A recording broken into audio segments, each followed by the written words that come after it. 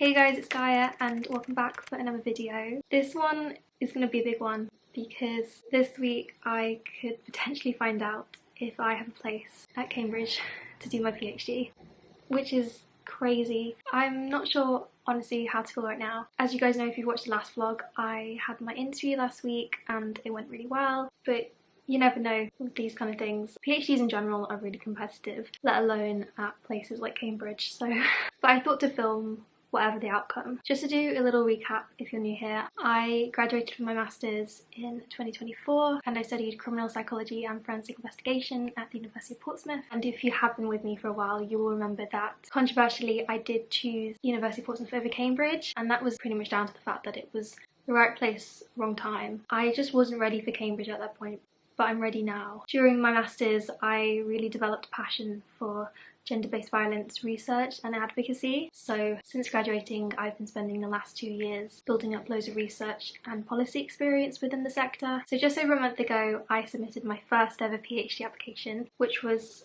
to the University of Cambridge to study criminology. And if you've watched the PhD application vlogs, you'll know that I had to do quite a bit of prep for it, including writing a 4-page research proposal. I've also been in talks with a potential supervisor at Cambridge who has been interested in supervising me. So yeah, everything has been going to plan so far, but I don't want to go into this feeling overly confident or whatever, but we're manifesting positive things. I don't actually know when I'm going to find out whether I've been successful or not. It's not like A-level results day or the specific offer days that Oxford and Cambridge hold. And with postgrad it's completely different, where you're basically just waiting to hear from an email. My masters, I think I waited about 4 weeks to find out an offer, and that was without having to do an interview. They did tell me in the interview that I would hear soon and that they would start meeting and deliberating from this week, so that's why I've started filming today, because you never know. From experience in the past, sometimes the university, when they're emailing you, they will actually tell you whether you got in or not in the email subject. So I've been really scared that like I'd be just going about my day and then up comes the result straight away in my notifications. So what I've decided to do this week is I have disabled all of my notifications from my email. If that wasn't enough, I've also decided to actually delete my email app on my phone, because I do not trust myself to not unconsciously just click the email app and just spoil it for myself when I'm not filming. So yeah, the loose plan for this week is that I'm going to film every single day and update you as to whether I found out or not. Fingers crossed I find out quite quickly. 2 days later.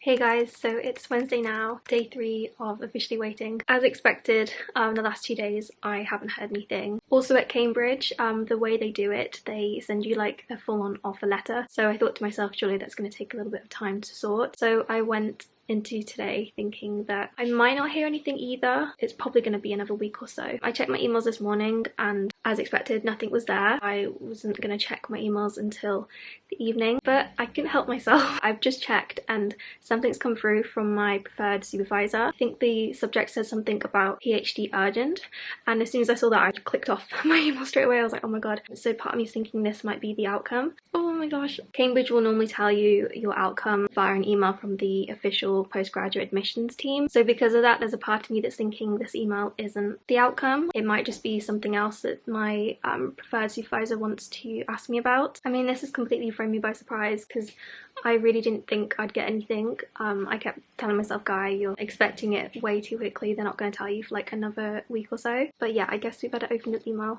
Oh my god, I'm actually shaking. Okay, opening my emails. Okay.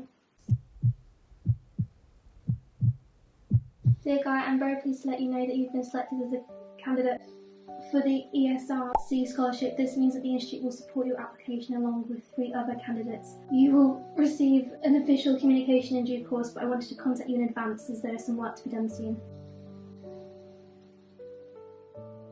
So they've, I think I've not only got my place, but they've put me up as a candidate for the ESRC scholarship, which is like the top scholarship. Like they only put 4 people up and it's split between 2 UK students and 2 international students. So I'm one of these. What? Surely that means I'm in. Come on, baby.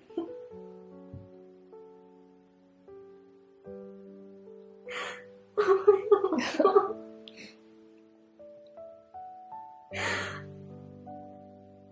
Yeah, you're going to Cambridge. Like the fact that they put me up for like that's the top scholarship. I thought I was just gonna have to like react to the getting accepted, but I've actually got something even higher. I didn't think, like, even if I got a place, that I'd get one of the fancy scholarships, because they're so competitive within Cambridge. It made me cry.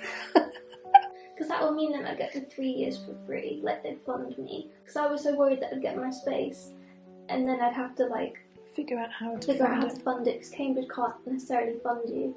And I said that in the interview. I said, like, I understand. Like, that's just like blowing my mind. Oh my god, what is happening? I honestly don't think it's sunk in. Oh my god.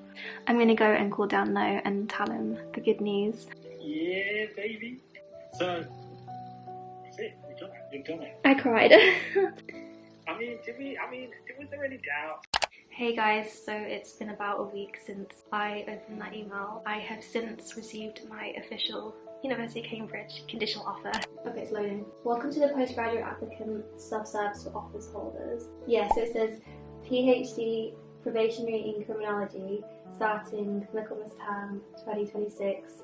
Conditional offer made. Congratulations, we would like to make you a conditional offer to study at the University of Cambridge as a postgrad student. And then next steps, I've got to upload my photograph for I think it's for the student card. Congratulations once again, and we're delighted to have made you an offer and hope to welcome you to the University of Cambridge. Yours sincerely, the Postgraduate Admissions Office. Oh my gosh.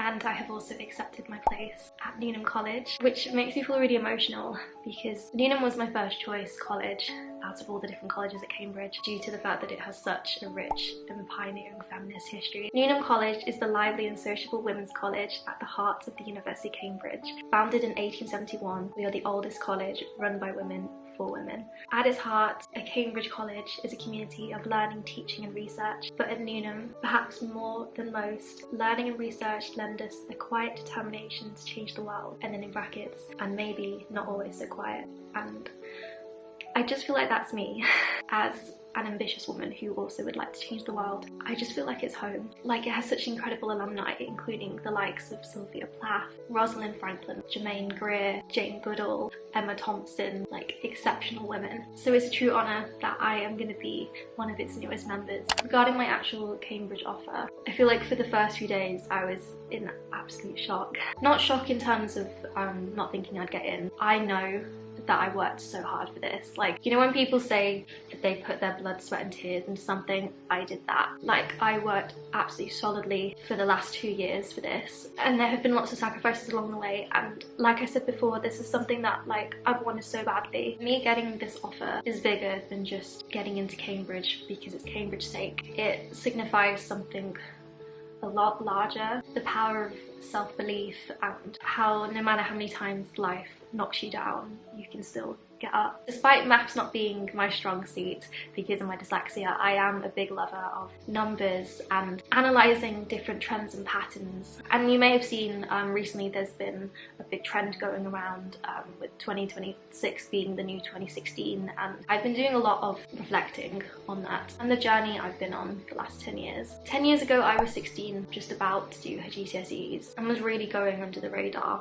at school. I had yet to be diagnosed with dyslexia and dyspraxia, and I had several teachers putting me down and writing me off early. Like, I have vivid memories of this maths teacher telling me that I wasn't going to pass maths, and even though I did, I got a B. Those things stick with you. Like, it not only impacted how I navigated A-levels, but even how I approached university. Like, when it came to picking universities for my undergraduate UCAS applications, I didn't bother putting places like University of Cambridge and Oxford, because when you have several teachers that you think know you academically, treating you like you're not going to amount to much, you believe them. So in my eyes at the time, applying to these top Russell Group universities was a waste of time, because I just thought, oh well, it's just a straight rejection. Like, why would I want to waste that spot when I could put it to another university that I'm going to get into? But looking back now, with this offer and the scholarship, it just shows it was never a matter of not being intelligent enough.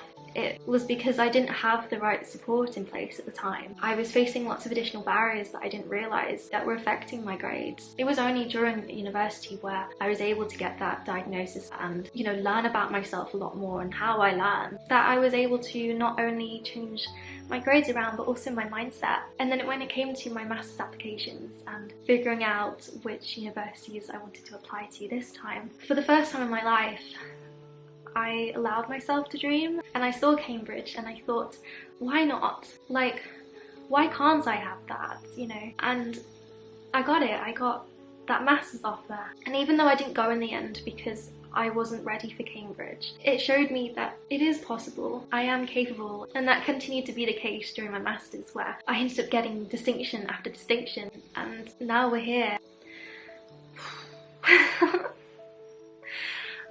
So yeah, while the PhD application has been 2 years in the making, really this has been 10 years in the making. Every time I think about it, I just want to cry. I want to cry for that girl, and I want to give her a massive hug and tell her, like, she did it, like, like, I'm here.